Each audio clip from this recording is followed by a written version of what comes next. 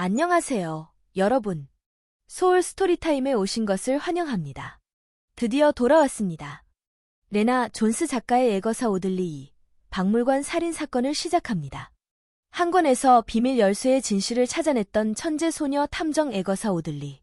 이번에는 런던의 유명 박물관에서 벌어진 기이한 살인 사건을 해결하러 왔습니다. 과연 에거사는 이번에도 범인의 흔적을 찾아낼 수 있을까요? 지금 함께 그 두 번째 모험 속으로 떠나볼까요? 시작합니다. 5장. 싱크홀. 다음 날 아침, 나는 너무 일찍 깨어나 버렸다. 채광창을 통해 햇빛이 쏟아져 들어왔다. 개학 첫날이다. 그래도 이틀만 견디면 다시 주말이라는 사실에 그나마 안심이 됐다. 나는 스카프를 목에 단정하게 묶고 일찌감치 집을 나섰다.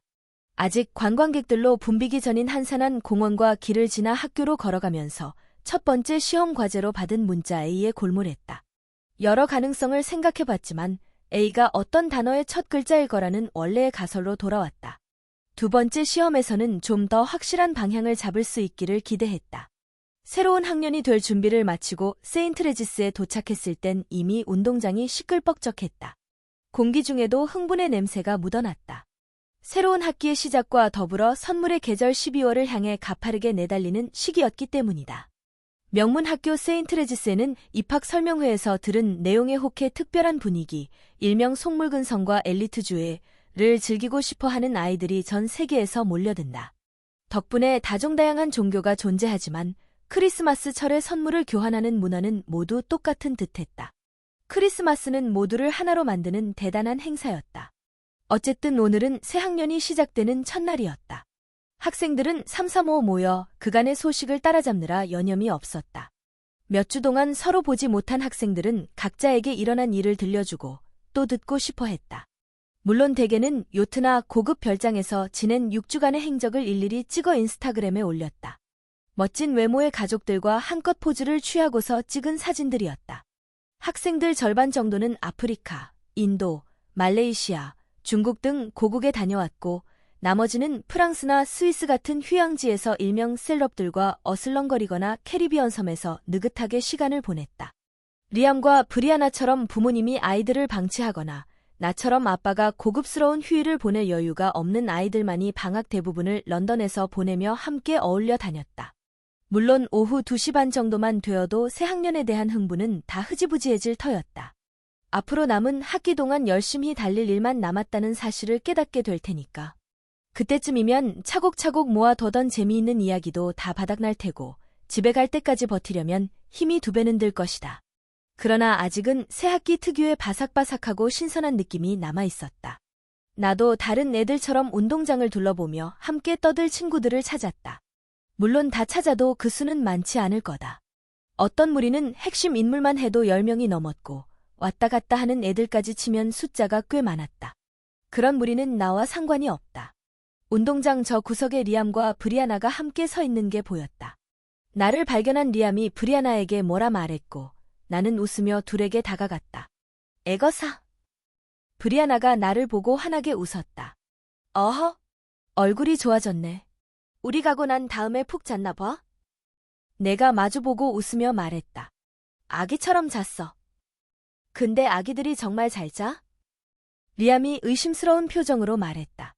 우리 이모네 아기는 밤새 앙앙거리거든. 그래서 이모는 늘 지쳐있어. 아, 참, 여기. 리암이 내게 조간신문을 건넸다. 리암은 매일 아침 자기 후견인이 읽고 난 신문을 챙겨온다. 고마워. 나는 신문을 받아들고 헤드라인을 훑어보았다. 당장 관심이 가는 기사는 없었지만 나중에 제대로 확인하려고 챙겨두었다. 넌 어때? 리암이 나를 탐색하듯 바라보았다. 리암은 조합의 시험 이야기를 하고 싶은 모양이었지만 브리아나 앞이라 대놓고 말하지 못하고 있었다. 나는 시험이 드디어 시작됐다는 사실을 알려주고 싶어서 웃으며 고개를 끄덕였다. 시험이 내게 얼마나 중요한 일인지 이해하는 리암이 환히 웃어주었다. 그때 브리아나가 혹시 누가 엿듣진 않는지 확인하려는 듯 주변을 두리번거리더니 우리 쪽으로 몸을 숙이고 말했다. 내가 놔두고 간 면봉을 분석해봤거든. 오, 그랬더니? 내가 잘못했을 수도 있지만. 그러니까 내가 전문가가 아니라 흥분으로 몸이 간질간질했다. 브리아나가 무슨 이야기를 하려는지 알 것 같았다. 그래, 뭐였어? 그 면봉에 핏자국이 있었던 것 같아. 내가 심호흡을 했다. 그 지하실에서 살인이 일어났으리란 내 의심이 사실로 확인되는 순간이었다. 낡은 보일러 근처 공간과 입구만 깨끗이 닦여 있었으니 그 터널이 사건에서 중요한 퍼즐 조각이 될 가능성이 컸다. 박물관 직원은 보지 말았어야 할 뭔가를 발견했던 걸까? 너무 많은 걸 알아버려서 제거당했을까? 나는 잠시 몸을 떨었다. 내가 들어갔던 그 구멍에 나보다 조금 앞서 박물관 직원이 들어갔을지도 모른다고 생각하니 무서워졌다. 나는 운이 좋았고 그는 재수없게 걸려서 살해된 것만 같았다. 너 괜찮아?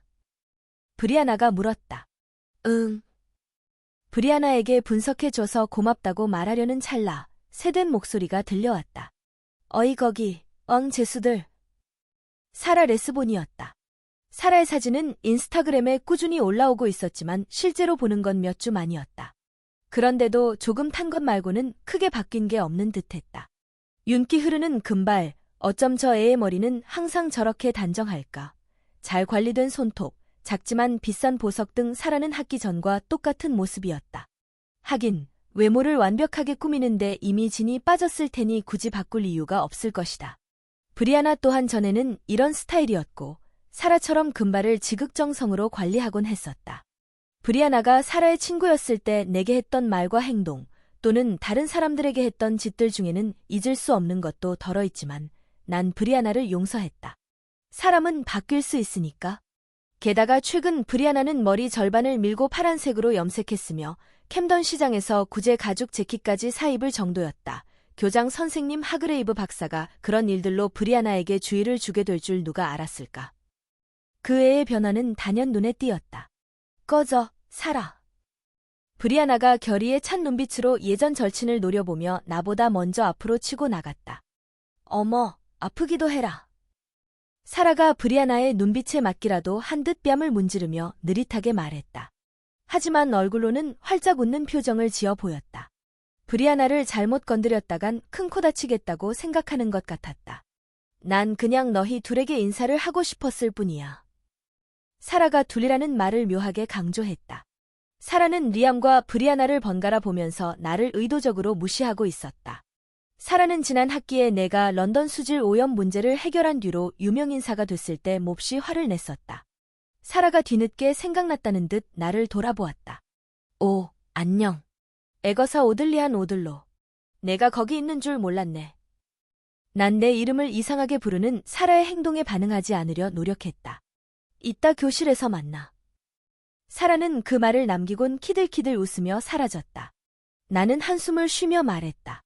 사라 레스본만큼 우리의 귀환을 환영해주는 사람은 없을 거야. 그치? 그러게. 브리아나가 말을 하다 말고 수학 수업을 같이 듣는 남자애를 급히 쫓아갔다. 야, 아데다요. 기다려. 포고온 선생님이 내준 프로젝트 말인데 그거 우리한테 하라고 한 건 아니지, 그치? 리암이 잠시 아무 말 없이 브리아나가 멀어지는 걸 지켜보았다. 그러고는 드디어 입을 열었다. 자, 이제 말해봐. 리암이 주위를 둘러보고는 목소리를 낮췄다. 첫 번째 시험 말이야. 벌써 했어? 나는 사라 레스본의 무례한 행동을 잠시 마음속에서 몰아내고는 조합의 시험과 미스터리한 암호, 홀랜드 파크에 갔던 이야기까지 하기 시작했다. 검은 대나무에서 시험이 시작됐다는 말은 일부러 하지 않았고 종이꽃을 발견한 위치는 대충 얼버무렸다. 나는 리암의 반응을 즐겼다. 리암에게 말을 하자니 그때의 경험이 더 생동감 있게 느껴졌다. 그간 너무 오랫동안 조합의 시험을 기다린 터라 일이 벌어지고 있다는 것 자체가 놀라웠다. 아니, 적어도 시작은 했다는 사실에 감사했다. 이야기를 들은 리암의 표정을 확인하지 않았다면 시험을 너무 열렬히 기대한 나머지 내가 꿈을 꾼 거라고 생각할 뻔했다. 알파벳 A? 그게 다야? 리암이 실망한 목소리로 물었다. 응, 하지만 그게 첫 번째 과제니까. 나머지 두 개가 답을 찾는 데 도움이 되겠지, 뭐. 대화에 너무 몰두한 나머지 신문을 자세히 읽어봐야 한다는 사실을 까맣게 잊고 있었다. 수업 시작 종이 울리기 직전에야 기억이 나서 신문을 들여다보았더니 이면 하단에 이런 헤드라인의 기사가 있었다. 기사를 보자 관심이 일기 시작했다. 버니 스페인 가든스는 사우스뱅크에 위치해 있고 테이트 모던 미술관과 가까웠다. 그렇게 눈에 잘 띄는 위치에 싱크홀이 생겼다는 게 뭔가 꺼림칙했다. 아직 무슨 일인지는 정확히 모르지만 짜릿한 느낌이 왔다. 어쩌면 내가 탐정이어서 이 상황을 의심하는 걸지도 모른다.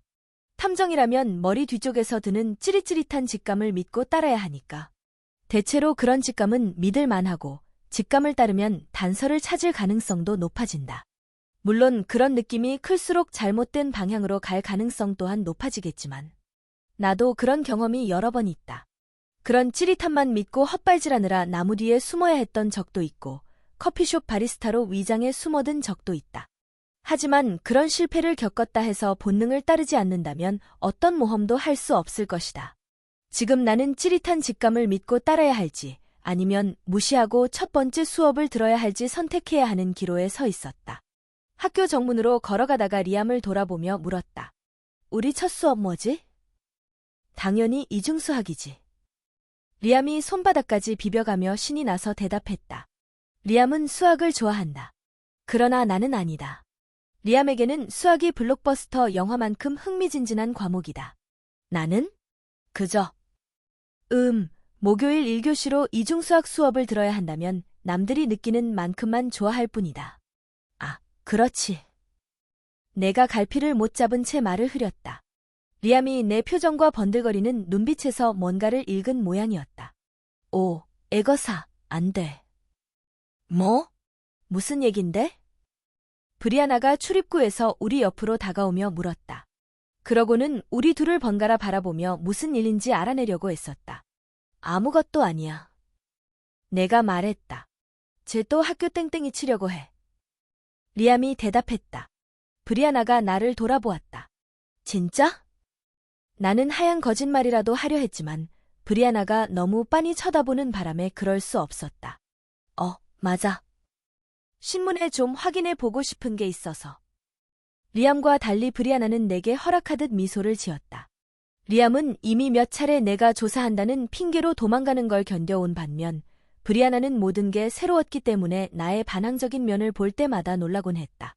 물론 브리아나는 그걸 반항이라고 여기지 않았다. 마땅히 해야 할 일을 하는 거라고 믿어주었다. 그리고 안타깝게도 학교가 내 조사에 방해가 된다고 생각했다. 난 내가 가야 한다고 생각해. 브리아나가 갑자기 걱정스러운 듯 내 얼굴을 살피는 척했다. 너 얼굴이 또 왜 그래? 복통이 심해졌나 보네. 가자, 내가 교문까지 데려다 줄게. 그러더니 곧 쓰러질 것 같은 환자를 부축하듯 내 옆구리에 팔을 두르고는 운동장을 가로질러 나를 데려갔다.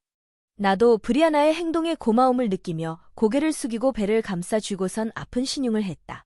몇몇이 우리 쪽을 쳐다봤지만 아무도 말리지는 않았다. 학교 관리인 퍼킨스 씨가 교문에서 보초를 서고 있다가 우리가 다가가자 으르렁댔다. 너희 둘 어디 가냐? 전 아무 데도 안 가요. 근데 애거사가 몸이 좋지 않아서요. 벌써 아빠한테 전화까지 해놨어요. 아빠가 곧 데리러 오신댔어요. 퍼킨스 씨가 입을 벌려 뭔가를 말하려고 하자 브리아나가 비밀을 털어놓듯 목소리를 낮춰 말했다. 여자애들이 겪는 문제, 그거거든요. 뭔지 아시죠? 퍼킨스 씨는 당황해서 입을 꾹 닫더니 내게 계속 가도 좋다고 고개를 끄덕였다. 브리아나가 내 등을 가볍게 두드리며 얼른 나으라고 말했고 나는 길을 따라 내려갔다.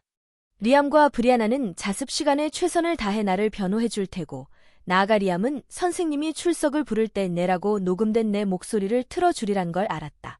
싱크홀 조사가 하루 종일 걸리는 일은 아니라서 리암과 브리아나가 그렇게만 해준다면 점심시간까지는 돌아올 수 있을 것 같았다. 세인트 레지스에서 사우스뱅크까지 가는 길은 쉬웠다. 버스를 타고 조금 더 가서 웨스트민스터 브리지에서 내렸다. 그리고 버니 스페인 가든스가 시작되는 옥소 타워가 나올 때까지 사우스뱅크를 따라 10분 동안 걸었다. 혼잡한 런던에서는 좀처럼 보기 힘든 잔디를 가로지르며 두리번거리다 보니 둥그렇게 처진 노란색과 검은색 테이프가 바람에 펄럭이는 게 눈에 들어왔다. 곧 잔디의 난검은 구멍 하나가 보였고 거기엔 간판이 절반쯤 묻힌 아이스크림 트럭이 침몰 중인 타이타닉 호처럼 뒷꼬리가 뒤집힌 채 구멍에 처박혀 있었다. 트럭에 붙은 로고를 자세히 살펴보니 학교 시간에 교문 앞에 종종 와 있던 미스터 쿨콘스임을 알 수 있었다. 나는 싱크홀 주변에서 볼 수 있는 모든 단서를 마음속에 새기며 테이프가 둘러진 곳을 걷기 시작했다. 지붕에 위성 접시를 단 흰색 밴이 싱크홀 근처에 주차되어 있었고 사람들이 주변을 맴돌고 있었다. 사건 현장을 취재하러 온 중계팀 같았다. 싱크홀은 땅이 수축하면서 생기는 게 보통인데 런던에는 날씨가 굳으면 팽창하고 건조하면 줄어드는 진흙 토양이 많아서 싱크홀이 빈번하게 발생한다. 땅이 수축하면 진흙이 터널 안으로 치즈처럼 녹아 들어가고 그러다 붕괴가 일어나면 표면이 하품하는 잎처럼 뻐끔하게 꺼져 버리는 것이다. 지역민들과 몇몇 관광객은 싱크홀이 사우스뱅크의 또 다른 설치 미술이기라도 한 듯 별난 광경을 보기 위해 멈춰 서 있었다. 실제로 싱크홀 자체는 그렇게 크지 않았다. 신문 헤드라인처럼 아이스크림 트럭을 집어삼킬 정도의 크기였다. 아이스크림 판매상이 탈출할 때 열어두었을 뒷문이 아직도 활짝 열려 있었다. 신문에 난 설명 때문에 나는 싱크홀이 거리 전체를 삼킬 정도로 어마어마하게 클 줄 알았다. 실제로는 2층 버스 정도의 크기였다. 싱크홀이 더 넓거나 깊어질 걸 염려해서인지 당국에서 노란색과 검은색으로 된 테이프를 원으로 크게 둘러놓았고 그 때문에 훨씬 더 커 보였던 듯했다. 만약 테이프 아래로 기어 들어간다면 누군가 나타나 나를 제지하겠지? 나는 의문을 품고 테이프 쪽으로 천천히 다가갔다. 싱크홀 바닥에 무엇이 있는지 보이지는 않았다. 가령 아래에 동굴 같은 게 있는지 아니면 거대한 손가락으로 부드러운 잔디를 꾹 누른 것처럼 그저 땅이 아래로 움푹 꺼지기만 했는지 같은 것들 말이다.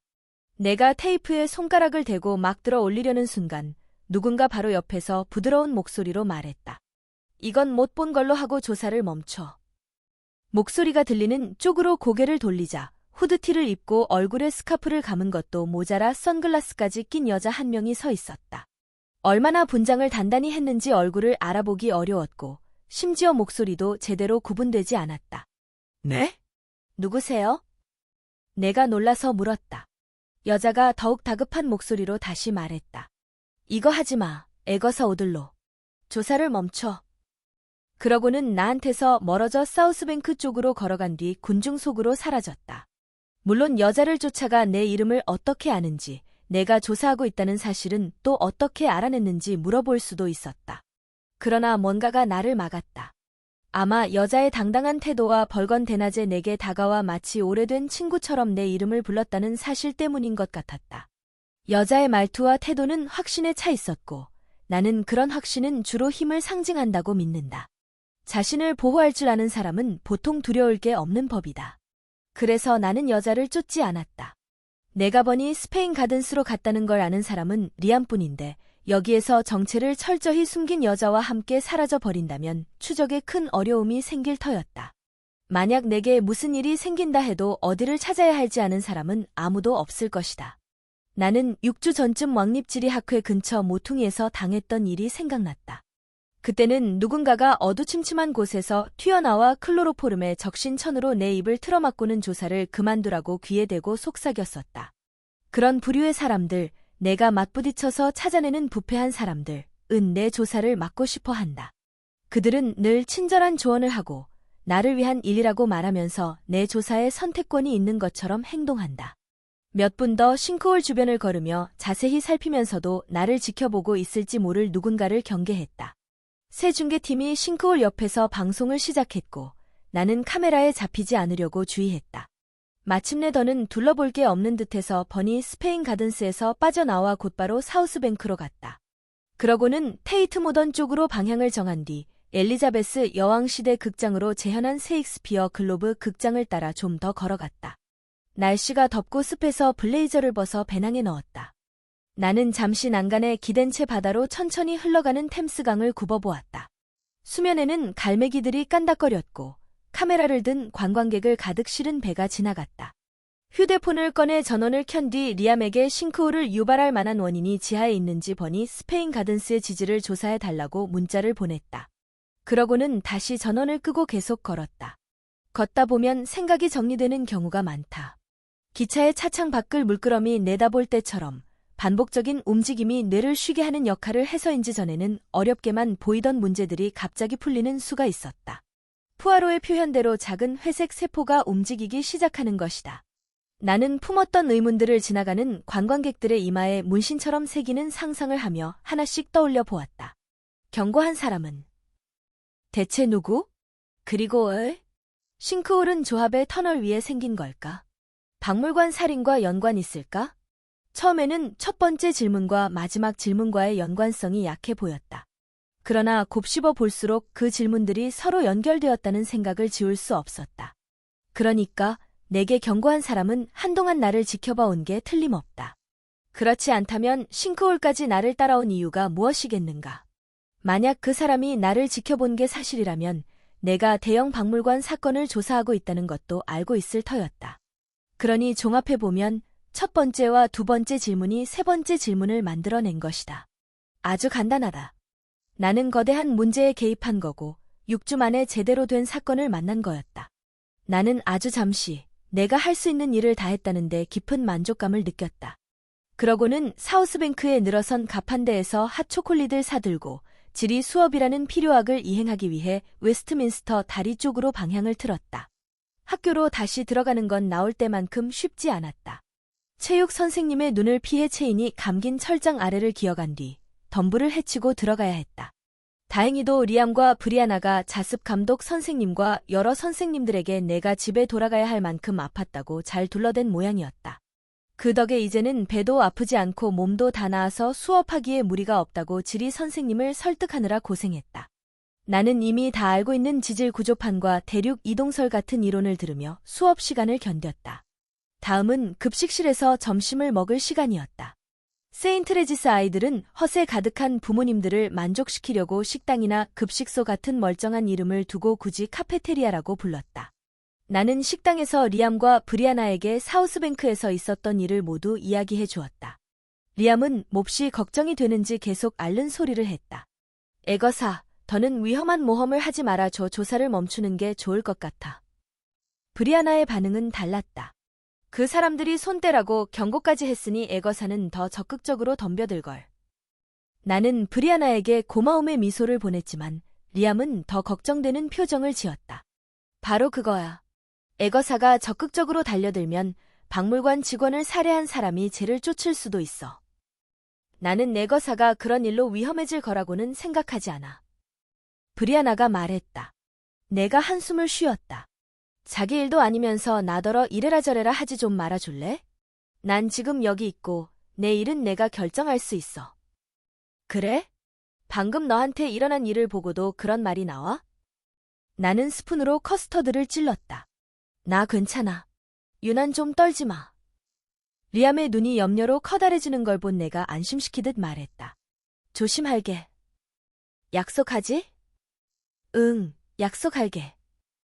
오후에는 내가 좋아하는 역사 수업과 리암이 좋아하는 컴퓨터 프로그래밍 수업, 그리고 그 누구도 좋아하지 않는 사교 댄스 수업이 기다리고 있었다. 하루 일과를 마칠 때쯤 나는 녹초가 되고 말았다. 지친 몸을 이끌고 집 현관으로 들어서려는데 주방에서 아빠의 인기척이 들렸다. 아빠는 평소보다 일찍 퇴근해 있었다. 나는 아빠에게 인사하러 갔다. 아빠? 차를 준비하고 있던 아빠는 나를 보더니 한박웃음을 지었다. 어서 와라, 아가. 그 행동에 나를 불안하게 만드는 뭔가가 있었다. 아빠가 지나치게 활기찼다. 시간이 아직 멀었는데도 아빠는 일찌감치 드레싱 가운과 잠옷으로 갈아입고서 내가 지난 크리스마스에 선물한 양털 슬리퍼를 신고 있었다. 아빠의 끔찍한 더블 재킷이 어김없이 나를 반겼다. 이번에는 식탁 의자 뒤에 걸쳐져 있었다. 자극적인 모직에 피부가 쓸리기라도 한 건지 아빠의 목 뒷부분에 뻘건 줄이 나 있었다. 아빠도 그 옷을 오랜 시간 감당해내지는 못하는 모양이었다. 따뜻한 거라도 좀 마실래? 피곤해 보이는구나. 아빠가 말했다. 내가 웃었다. 아, 그거요. 고마워요, 아빠. 이제 기운이 나네요. 내가 뭘 권하는지 알아듣는구나. 아빠가 웃더니 내게 다가와 포근히 안아주었다. 아빠는 정말 기분이 좋아 보였다. 나는 포옹을 풀고 의심스러운 눈초리로 아빠의 얼굴을 올려다보았다. 아빠의 표정을 읽을 수 없었다. 핫초콜릿 만들어줄게. 난 우유도 넣어 마실래요. 차랑 피자도 몇 조각 먹어요. 나는 식탁에 앉아 핫초콜릿을 만들기 시작하는 아빠를 유심히 살폈다. 아빠는 콧노래까지 흥얼댔다. 아빠? 아빠가 고개를 한쪽으로 기울인 채 눈을 돌려 나를 보았다. 오늘 왜 또 이렇게 일찍 퇴근했어요? 그리고 저 양복은 왜 자꾸 입어요? 아, 며칠 휴가를 받았거든. 그리고 전문 원예사랑 만나기로 되어 있었잖아. 기억 안 나? 아, 맞아. 들은 기억 있어요. 근데 언제부터 정원사들이 다른 원예사를 만나러 가면서 양복을 입었어요? 그리고 그 모임은 어제였던 것 같은데, 아닌가? 아빠는 불편해 보였고 서둘러 우유가 든 냄비를 레인지 위에 올린 뒤 피자를 구울 오븐의 온도를 맞췄다. 아빠가 일을 끝내고 몸을 펴는데 뭔가 나쁜 소식을 전해줄 것처럼 어깨가 경직되어 보였다. 아빠는 어색하게 마른 행주를 손에 쥐고 뱅뱅 돌렸다. 애거사, 우리 얘기 좀 할까? 아빠가 내 맞은편에 앉았다. 분명 나쁜 소식 같았다. 허리를 꽉 쥐는 코르셋을 입은 것처럼 가슴이 조여왔다. 아빠가 헛기침을 했다. 그리고 손가락 사이에 든 행주를 여전히 쥐어짜고 있었다. 그분은 굉장히 중요한 원예사이고 일이 순조롭게 흘러서 오늘 두 번째 만난 거였어. 그거 혹시 데이트였어요? 내가 말했다. 아빠가 깜짝 놀랐다. 아냐, 애거사. 왜 그렇게 생각해? 아빠는 앞으로 데이트할 가능성이라곤 없는 사람처럼 크게 충격받은 표정이었다. 데이트라니, 아니야. 직장 관련 면접이었어. 주방에는 우유가 냄비 가장자리로 끓어오르는 소리만 들릴 뿐 침묵이 감돌았다. 아빠가 때맞춰 자리에서 일어나 불을 끈 뒤 우유를 내 머그잔에 붓고 초콜릿 파우더를 넣어 주었다. 나는 몹시 혼란스러웠다. 왜 다른 일을 알아보는 거예요? 여기 일 좋아하는 줄 알았는데. 아빠가 내 앞에 머그잔을 내려놓았다. 좋아해. 하지만 이번에는 내가 지원한 게 아니라 그 사람들이 나를 스카우트하고 싶어 해. 누가요? 아빠가 심호흡을 했고 나는 가슴이 쿵 내려앉는 것 같았다. 무슨 일인지는 아직 모르지만 왠지 느낌이 좋지 않았다. 에덴 프로젝트 매니저와 면접을 봤었어. 아빠가 잠시 말을 멈추고 내가 충분히 이해할 수 있게 뜸을 들였다.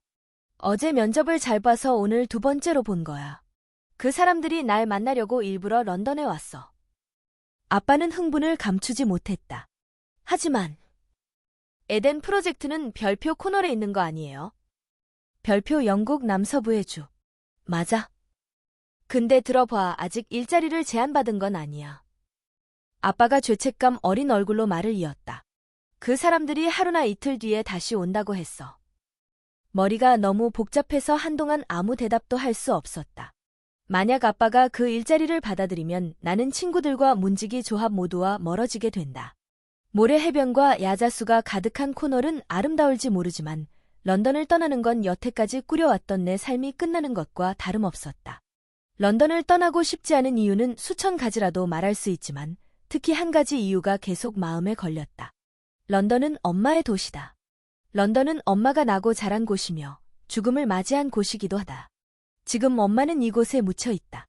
나는 엄마와 더 가까이 있기 위해서라도 이곳에 있어야 한다. 이런 일이 있다고. 진작 말해줬으면 좋았잖아요. 내가 힘없이 말했다.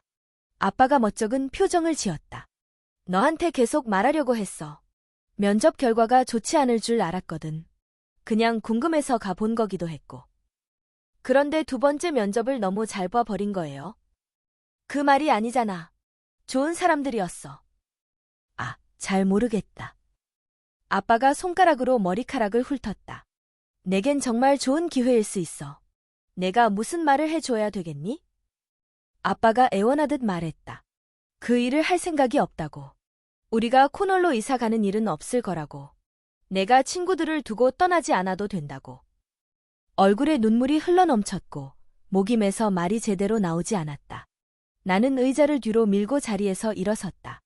내 방에 올라갈래요. 피자 준비되면 올게요. 나는 무기력하고 혼란스러운 상태로 위층에 올라갔다. 조합 이야기는 당연히 아빠한테 털어놓을 수 없었고 조합 일이 내 인생을 위해서나 엄마가 어떻게 죽었는지를 알아내기 위해서 꼭 필요하다는 이야기 또한 할 수 없었다. 나는 혼란스러운 상태로 침대에 누워 계속 그 생각을 떠올리며 채광창 너머로 하늘을 올려다봤다. 시간이 얼마나 흘렀는지 알 수 없었다. 한참 만에 문을 부드럽게 두드리는 소리가 들렸다. 애거사? 들어오세요. 아빠가 문을 밀어 열었다. 핫초콜릿이 식고 있어서 가지고 왔어. 고마워요. 내가 침대에서 일어나 앉자 아빠가 머그잔을 내게 건넸다. 피자도 곧 준비될 거야. 아빠는 잠시 어색하게 서 있다가 침대 옆 의자에 걸린 옷을 집어들었다. 그러고는 어디에 놔둘지 주변을 살피더니 포기하고 그냥 바닥에 내려놓았다.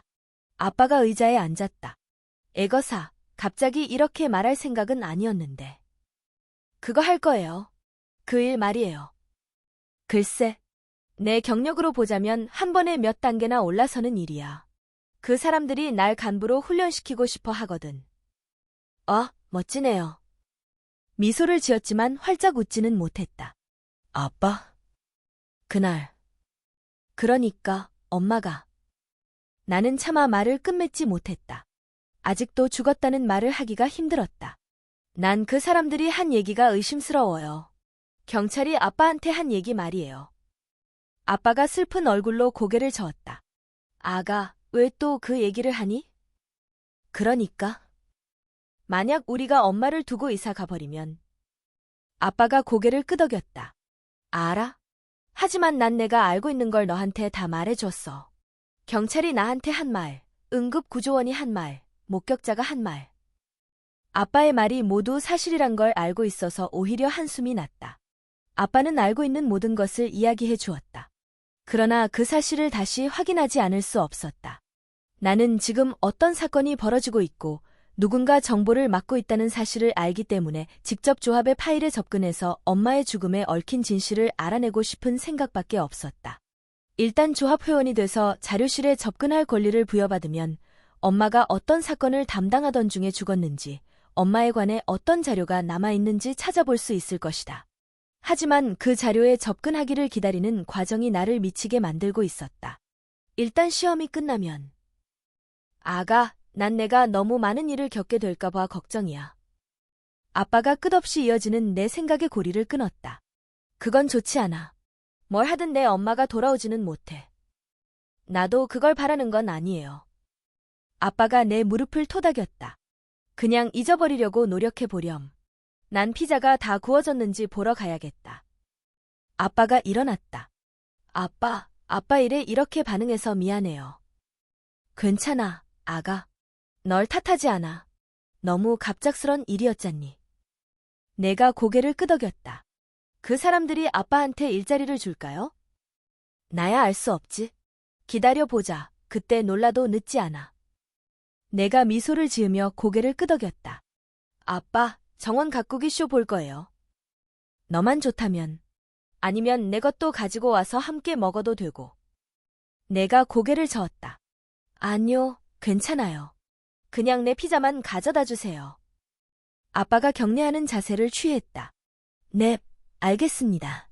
아가씨. 내가 아빠에게 혀를 쏙 내밀자 아빠가 소리내 웃었다. 5분 뒤 나는 침대에 앉아 검은색 올리브가 박힌 마르게리타 피자를 먹었고 아빠는 아래층에서 TV를 보며 피자를 먹었다. 엄마의 사진을 흘깃 쳐다보았다. 음식을 먹으니 기분이 좀 나아졌어. 웃기지 않아. 엄마가 미소 지었고 나는 빈 머그잔을 들어 올려 엄마에게 건배를 청했다. 몇 시간 뒤 나는 핫초콜릿을 한 잔 더 만들어 먹으려고 아래층으로 살금살금 걸어 내려갔다. 다른 사람들은 어떻게 생각하는지 모르지만 나는 아무리 좋은 것도 너무 많이 먹으면 안 된다고 생각한다. 아빠는 TV를 켜놓은 채 거실에 앉아 있었고 내가 냉장고를 열어 우유를 꺼내는 소리를 듣지 못했다. 나는 혼자 조용히 생각에 잠길 수 있어 기뻤다. 혹시나 해서 코널에 이사를 가게 되면 좋은 점을 적어 보기로 했다. 아직까지는 2가지밖에 떠오르지 않았다. 화창한 날이 더 많다. 공기가 덜 오염됐다. 코널에서 조금 떨어진 곳에 차는 못 들어가고 자전거만 통행이 가능한 섬이 있다는 이야기를 들었다. 아마 거기서 살 수도 있겠지. 그럼 이곳과는 완전히 다른 시간대를 사는 것 같을 거다. 그건 내가 항상 꿈꿔왔던 일이다. 핫초콜릿을 다 만든 뒤 냄비를 씻고 도로 위층으로 기어 올라갔다. 머그잔을 침대 옆 테이블에 올려두고 침대에 기대어 앉아 핫초콜릿이 식기를 기다렸다. 그러다 채광창 반대편에서 뭔가를 발견했다. 내 방에서 본 적 없는 물건이었다. 네모나고 하얀 게 봉투 같기도 하고. 그 물건은 익숙한 듯 달빛을 받으며 밝게 빛나고 있었다. 나는 한동안 움직일 수도, 그 물건에서 눈을 뗄 수도 없었다. 드디어 용기를 냈다. 침대 위에 올라서서 채광창을 열고는 몸을 최대한 밖으로 쑥 내밀어 종이를 잡았다. 그러고는 다시 안으로 들어온 뒤 창문을 닫았다. 침대 끝에 앉아 독이 있는 생물체라도 만지는 양 천천히, 그리고 조심스럽게 봉투를 뒤집었다. 혹시 독이라도 묻진 않았는지 냄새를 맡아봤지만 표백제와 잉크 냄새밖에 나지 않았다. 촘촘히 짠 섬유 조직으로 만든 질 좋은 봉투였다. 봉투에는 주소는 없고 이름만 있었는데 내 이름이나 아빠의 이름이 아닌 펠리시티 레몬이라고 적혀 있었다. 혹시 두 번째 시험일까? 잠시 코널 생각은 보류해야 할 것 같았다. 우선 공간을 확보하기 위해 복잡한 책상부터 정리해야 했다. 연필이 가득 든 플라스틱 해골 복제품과 캠던 시장에서 산 LP판 몇 장을 치우고 올빼미 똥이 담긴 플라스틱 사각통과 빅토리아 시대에 지필된 피를 연구하는 내용의 두꺼운 책도 옆으로 밀어젖혔다. 드디어 봉투를 찢었다. 안에는 검은색 잉크로 타자한 9개의 이메일 주소가 적힌 종이 한 장이 들어있었다. 헬베티카 폰트였다. 약간 예스러운 느낌이었지만 특별할 건 없었다. 1. 사만다 옥타비우스, 사만다 악테이비어스, 싹터바이어스 토퍼트레이디즈.net 2. 매트 파렌스, 마트 파워런스, 매티 톡토머치.5 3. 사만다 헬릭스, 서마이 엔샤웃.com 4. 앨런 가드너, 앨런 가어드너, 에이가어디너 플러리시.org 5. 마즈드 무스탕, 마즈드 머스탱, 마지 허우젤버.org 6. 제니스 코로나, 젠코 오버헤드.com 7. 앨리스 셀레나, 알리 크레센트.com 8. 스타니슬라프 하스프, 스테니슬라브 헤스프, 스텐 캡턴제임즈.net 9. 에머라인 전트, 에말린 존트, 에미빈 페어그라운드.co.uk 목록을 여러 번 훑은 끝에 이게 아주 단순한 암호라는 걸 깨달았다. 이름에 있는 글자와 이메일 주소에 있는 글자가 합해져 하나의 단어를 완성하는 것 같았다. 예를 들어 8번의 스타니슬라프 하스프, 스테니슬라브 헤스프의 경우 헤스프는 갈고리의 또 다른 단어이다. 그리고 이메일 주소에 있는 캡틴 제임즈는 제임스 선장을 가리키는 말로 탐험가인 제임스 쿡 선장이나 제임스 티 커크 선장을 뜻하는 것이다. 그러나 나는 그게 피터팬에 나오는 제임스 쿡 선장을 가리킨다고 확신했다. 이제 이름과 이메일 주소가 공통으로 가리키는 단어는 갈고리가 되는 것이다. 다른 8개의 목록도 같은 식이었다. 끝으로 완성된 9개의 단어를 적어보았다. 푸는데 가장 애를 먹은 단어는 1번 사만다 옥타비우스였다. 옥타비우스, 악테이비어스는 라틴 단어 악토에서 유래됐으며 그건 팔을 뜻한다. 살찐 여자 2명, 투페트레이디즈은 빙고 숫자 88을 가리키는 거니까 답은 어렵지 않게 8이 된다. 이제 단어의 목록이 완성되었다. 8. 연설, 작다, 성장하다. 말, 심장, 달, 갈고리, 타라. 진짜 어려운 건 여기서부터였다.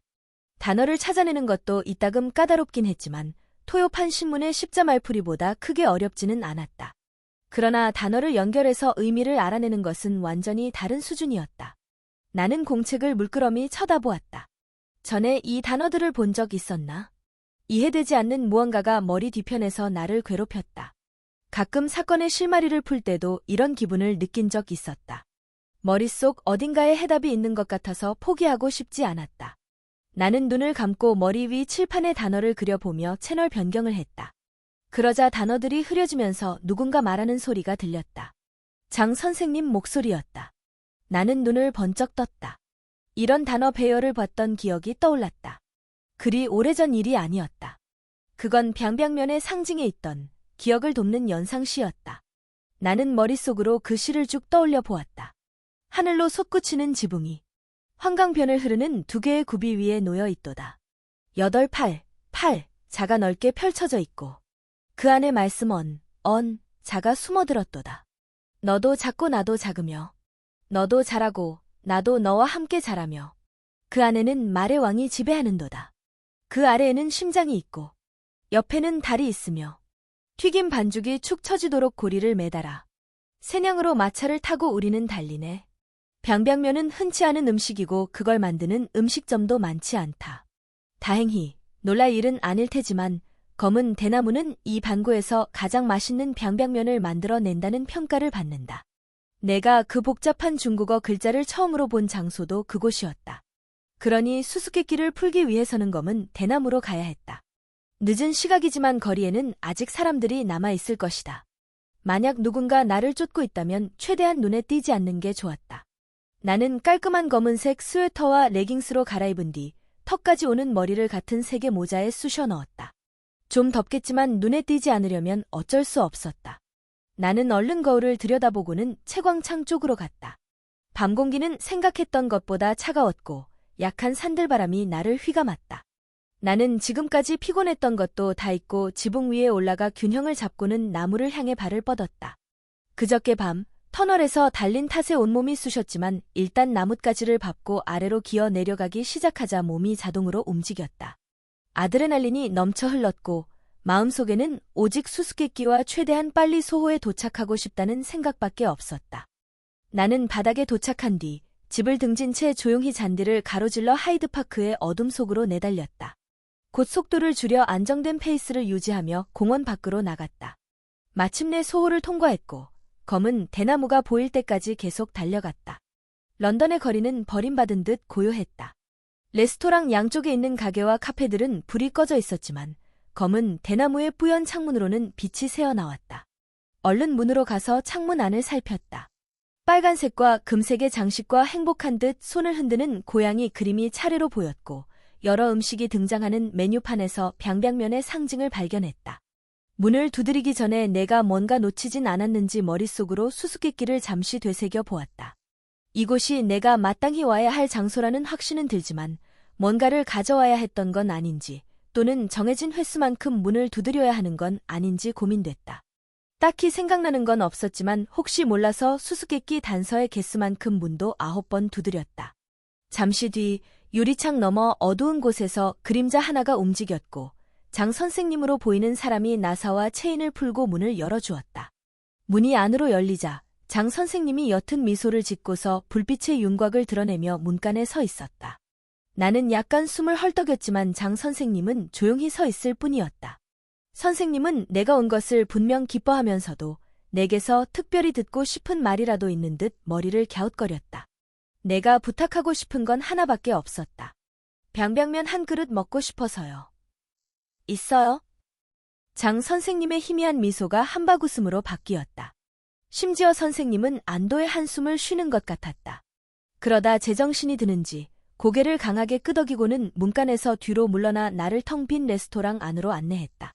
의자들은 테이블 위에 올라가 있었고 실내에서는 바닥 세정제 냄새가 났다.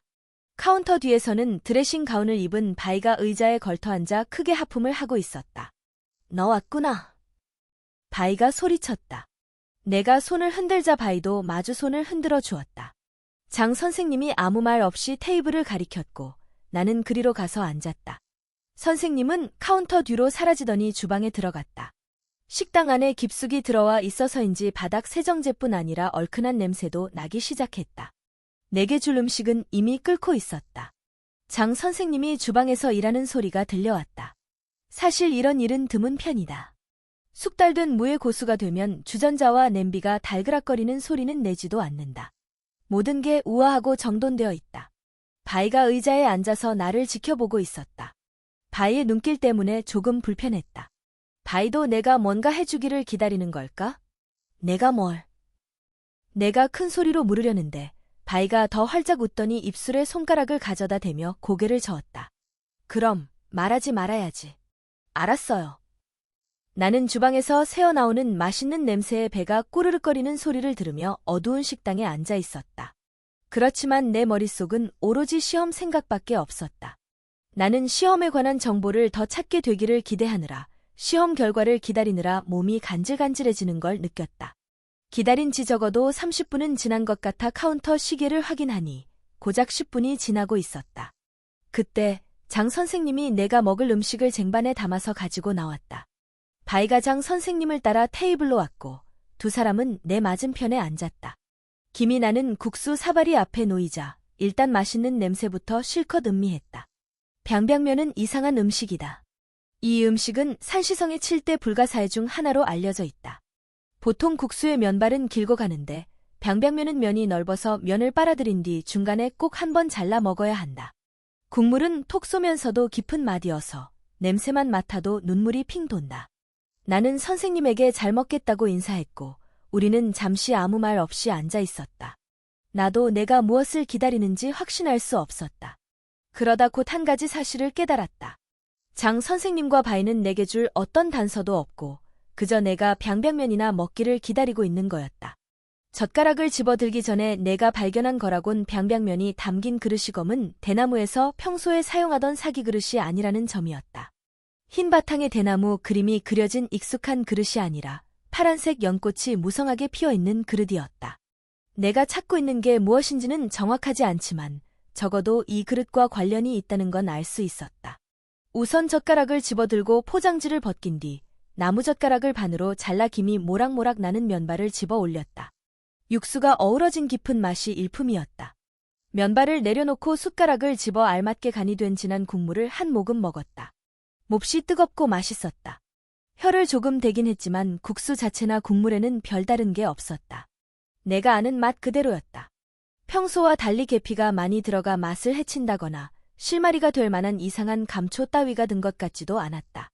단서가 음식 자체에 있는 게 아니라면 이 특별한 사발 어딘가에 숨겨놓은 게 분명했다.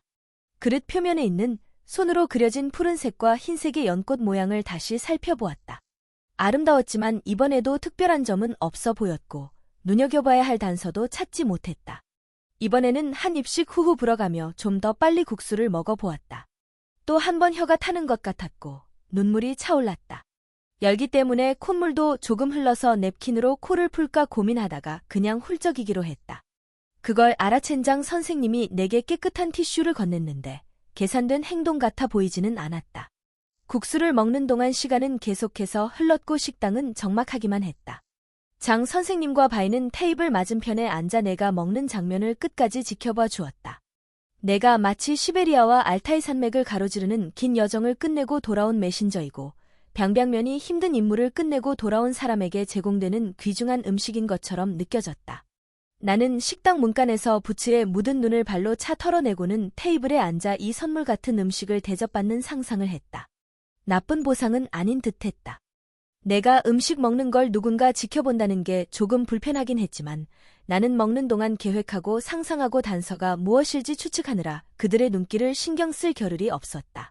마침내 국수와 야채를 다 먹었고 국물도 거의 바닥을 보이고 있었다. 국물 표면에 떠다니는 기름 틈으로 그릇 바닥에 그려진 뭔가가 어른됐지만 무엇인지 알 수 없었다. 수저를 내려놓고 양손으로 사발을 들어 올려 입술에 대고 마지막 남은 국물까지 한 번에 쭉 들이켰다. 사발을 내려놓고 냅킨으로 입술을 닦은 뒤 눈을 깜빡여 눈에 맺힌 눈물을 떨어뜨렸다. 내 착각일 수도 있지만 장 선생님이 순간 나를 특히 유심히 바라보는 것 같았다. 드디어 그릇 바닥을 들여다보았다. 파란색 연꽃들 가운데 다른 어디에도 나타나지 않은 특이한 패턴이 있었다. 연꽃 색깔과 같은 파란색과 흰색으로 숫자 13이 인쇄되어 있었다. 의심할 여지가 없었다. 내가 찾고 있는 단서였다. 고개를 들어 그들을 바라보자 장 선생님이 말했다. 바이야, 이제 가거라. 네? 바이는 깜짝 놀란 표정이었다. 이제 겨우 재밌어지려는데. 잘 시간이야. 선생님이 단호하게 말하자 바이가 실망한 표정으로 나를 바라보더니 자리에서 일어나 우리에게서 멀어졌다. 짜증을 내며 걷는데도 바이의 발걸음은 우아했다. 더는 기다릴 수 없었다. 숫자 13이 틀림없군요. 내가 장 선생님에게 말했다. 맞지요? 13? 아, 그런데 13이 뭘 나타낼까? 나는 두 주먹을 불끈 쥐었다.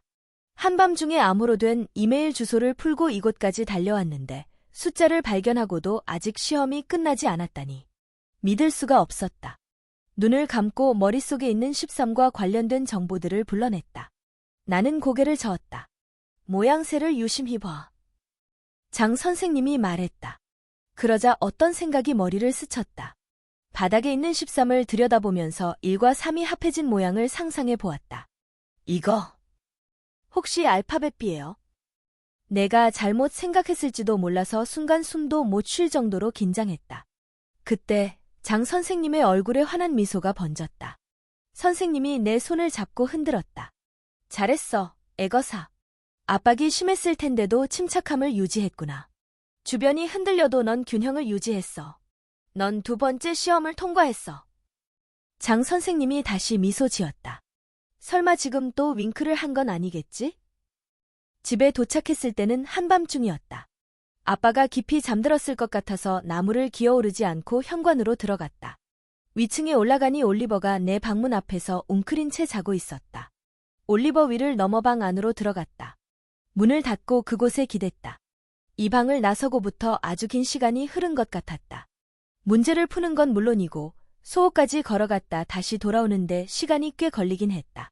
나가면서 채광창을 열어둔 탓에 방은 춥고 어두웠다. 싸늘한 밤 공기가 안으로 스며들어와 모든 것을 차갑게 식혀놓았다. 침대 위로 기어 올라가 채광창을 닫았다. 그런 다음 등을 대고 누웠다. 몸이 벌벌 떨려서 신발을 벗고 옷을 입은 채 이불 속으로 기어 들어갔다. 피곤했지만 마냥 행복했다. 엄마, 나 해냈어. 나는 엄마한테 귓속말을 전하고는 잠에 빠져들었다. 자, 여러분. 오늘은 레나 존스의 애거사 오들리 박물관 살인 사건 5장까지 함께 들으셨습니다. 박물관 속에 숨겨진 비밀과 애거사의 추리가 점점 더 흥미진진해지고 있네요. 다음 챕터에서는 어떤 새로운 단서가 등장할까요? 다음 이야기에서 만나요. 편안한 밤 되세요. 안녕.